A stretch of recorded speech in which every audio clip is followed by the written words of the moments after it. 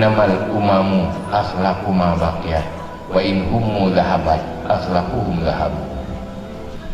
Yang dikatakan bangsa adalah akhlaknya.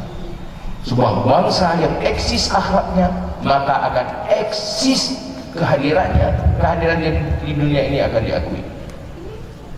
Kemajuan sebuah bangsa untuk bersukses, jangankan ke akhirat, untuk dunia mantap, sukseskan akhlaknya. Umat Islam terpuruk, umat Islam hana maju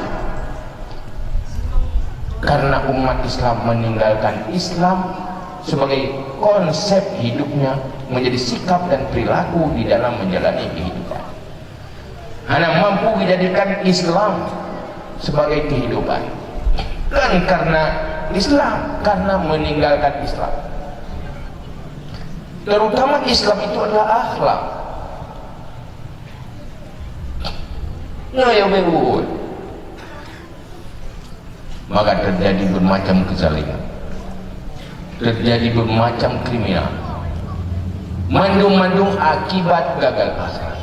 Hancur kehidupan pribadi, hancur kehidupan rumah tangga, hancur kehidupan bermasyarakat, hancur kehidupan bernegara, bermasalah di semua lapisan karena gagal pembangunan akhlak.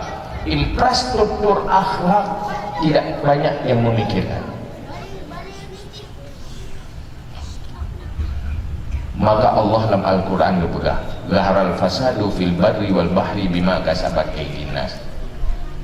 Semua kehancuran yang ada di permukaan bumi, semuanya oleh tangan-tangan manusia. Tangan-tangan manusia yang mana? Manusia yang berpenyakit. Dan penyakit mental, itulah penyakit akhlak. Sebuah negara yang maju juga dipimpin oleh orang yang punya karakter dan berakhlak.